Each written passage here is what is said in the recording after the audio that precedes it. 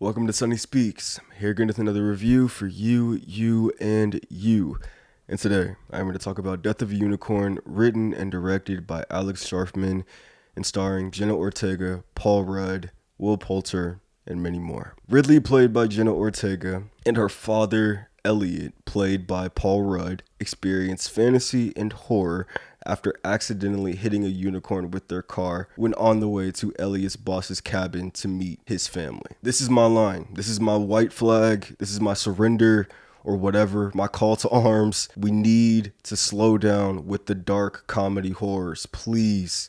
Because I'm realizing more and more these types of movies can get really lame, really boring, and really bad. Is Death of a Unicorn a bad film? After thinking about it for a couple of days, yes, it is. Jenna Ortega as Ridley, I think, deserved a lot more from the script, just from the movie overall. I wouldn't say this is her best performance I've seen at all, but she definitely tries the hardest out of anybody else in this film. And I found her character intriguing, even though because she's swept up in this very cliche and mundane plot, she's not allowed to be anything special. Ridley is a quiet, introspective young person who has just lost her mom and is going with her dad to meet his boss's family, the Leopolds, so he can be added to a board of rich people's shit. Her father, Elliot, believes that if he can get on this board and be cool with these people, then they will be set for life and they'll never have to worry about a thing, money-wise. Elliot, played by Paul Rudd, is the dumbest parental figure I've ever seen in a movie ever. Not only is he the dumbest, but he's the worst. Paul Rudd doesn't try at all in this movie. I don't think that he gives it really any effort. He's just kind of the bumbling, sweet father who has good intentions, but is also a horrible father at the exact same time. And I found that character so annoying. His stupidity or negligence, depending on the moment, is not only the catalyst of these events, but if he was subtracted from the plot, a lot of this movie wouldn't even happen or go as far as it does. Elliot is desperate to impress the Leopolds and is even cruel to his own daughter while she's grieving because she isn't acting normal after accidentally running over a mythical creature.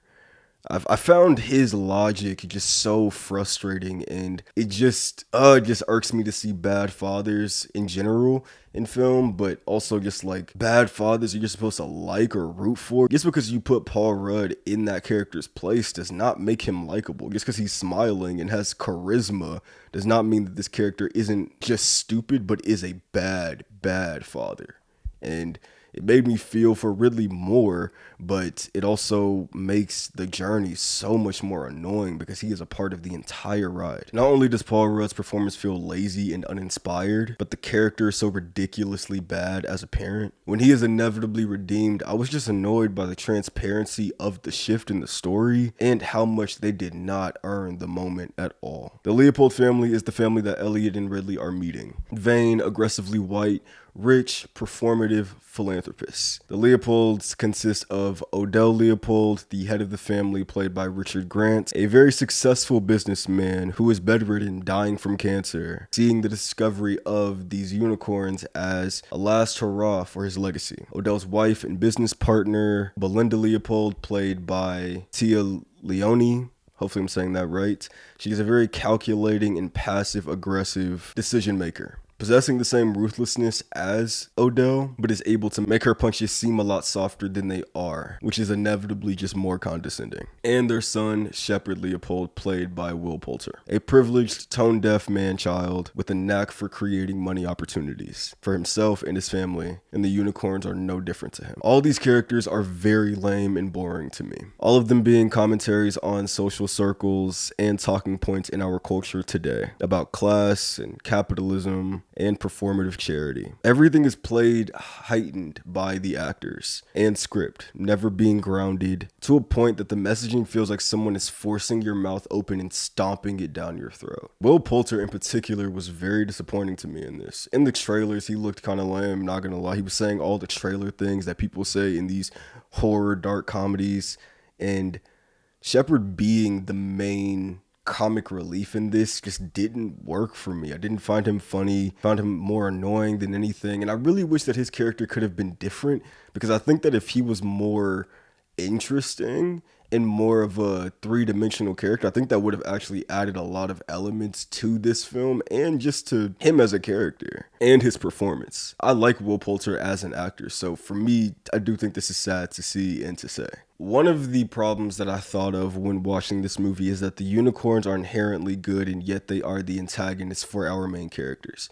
In doing that, the way that the script tries to navigate that is by making all the characters around Ridley horrible people. And so that's how we can not feel bad when the unicorns kill people, or we can even cheer. And to me, that just made everything feel lacking. There's no connection to anything going on. And honestly, I think this movie would have been a lot better if the unicorns were more neutral, if the unicorns didn't have a inherent good or evil to them. And then that would make the situation a lot more complex and a lot more harder to navigate what's going to happen here. This movie is incredibly predictable. And a big part of that is because the unicorns are inherently good, and they tell you that from the very beginning. So in doing that, it makes everything that you lead to the very end very see-through. The twist in this movie at the very end is so predictable. I guessed it 10-15 minutes into the film. I'm not going to spoil it for you, but it is so obvious what happens at the end that it's really predictable. Maybe the most predictable movie I've seen all year. And it doesn't even try to stray away from what is so obviously the path you're on. The unicorns at times do bring interesting concepts to the story with their lore and background. Never really are scary or menacing to me, but I do think that they had interesting concepts that I wish could have been explored more. Sometimes the CGI, especially during the day, looked really bad. There's one scene where the unicorn literally looks like it's sliding on the ground rather than walking. It looked really bad. But throughout most of this movie, they show the unicorns during night, or they kind of do cool camera techniques to not have to show the entire creature. And for the most part, I don't think it looks horrible, but it's not great CGI at all. They just find interesting ways to work around that. My favorite scenes in this movie are when characters are transported to this dimension or portal or whatever through the unicorn's horn, and they play this really like bombastic epic fantasy music that I don't know why every time it played it transported me. Those scenes almost had a Doctor Strange type vibe to it that I thought was really cool, and I would have loved to see more of that. Honestly, I think this movie would have been really cool if it went more down the fantasy route rather than the horror route.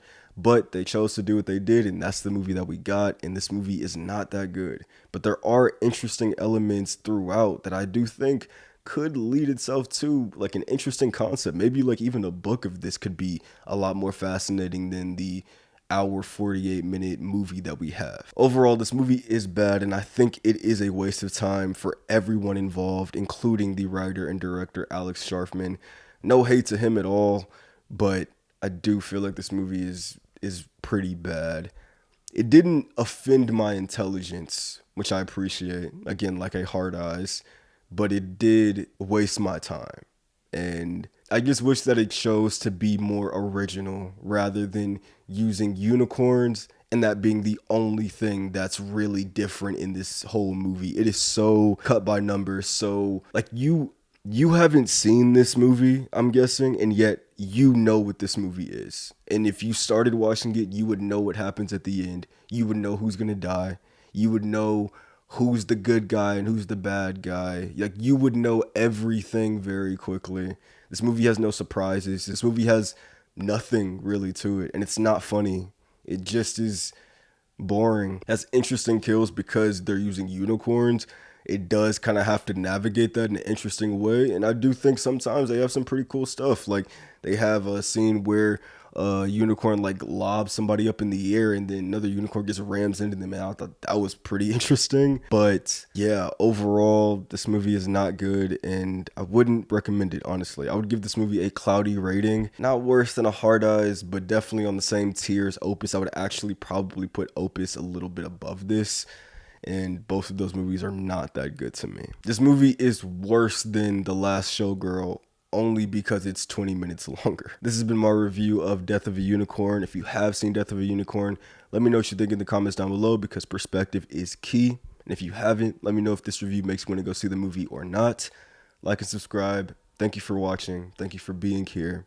I'll be back again. And peace.